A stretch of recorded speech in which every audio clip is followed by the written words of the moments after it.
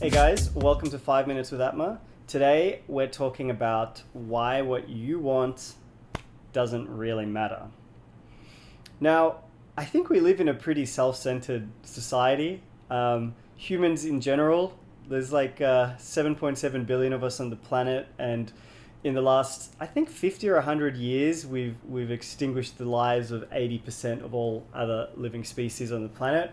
Not a really positive thing if you ask me, but it is the way things are. And I like to try to understand myself more and understand the nature of nature itself and what this whole thing is that we're involved in right now. I mean, our lives. And just the sheer fact that there are over 7 billion people on the planet, which is a number that our minds can't comprehend. I mean, you can picture 10 people, you can picture 100 people, maybe you can picture 100,000 people. You don't know what 1 million people look like, and you don't know what fucking 7 billion people look like. So this is an incomprehensible amount, and we are one. And our lifespans are just a blip in the ocean. We exist, if we're lucky, for up to 100 years of millions or billions of years that we weren't around for. So that can be I mean, these ideas can open up a void in a person's like heart and stomach. Like, oh wait, what do you mean? I don't matter? My mom says I matter.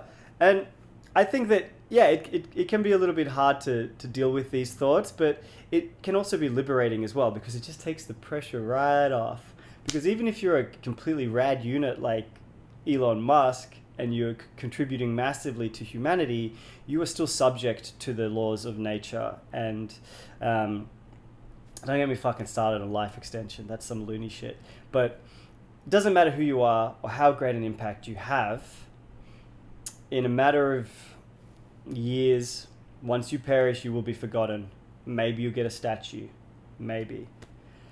So I guess it kind of brings things down to reality a little bit, and we're quite fixated on getting what we want because we think that we are the center of the universe, which is, it's a natural thing to think. You experience life through your five senses, and through this vehicle, this avatar, this character that you play.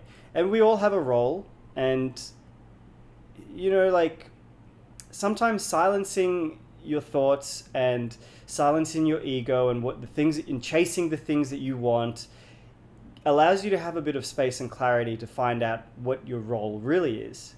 And we are also have the capacity to be in control of our own destinies. So for me, it's a tricky balancing act, because I know that Mark needs to be nourished and he needs care and love and to sometimes get what he wants and more importantly get what he needs. But overall, I understand that what I want is not important, not truly important at least. And that allows me to do so much more with my character than if I was too fixated on my own goals. So when you can create some space between your ego and yourself, you can contribute in a much more meaningful way to your friends, your family, and society as a whole. And I think in a world that is, from what I can tell, in a pretty crisis mode, or like a crisis zone of like a critical mass of humans overrunning the earth and living far away from the truth and the nature of things, having people contributing is a very important thing. So yeah, I think it's been about 5 minutes, and I think this is kind of one of those esoteric topics that can be a little bit difficult to sit through and might require a bit of deeper thought. So I think I'm going to leave it at there, but maybe I'll pick it up again sometime.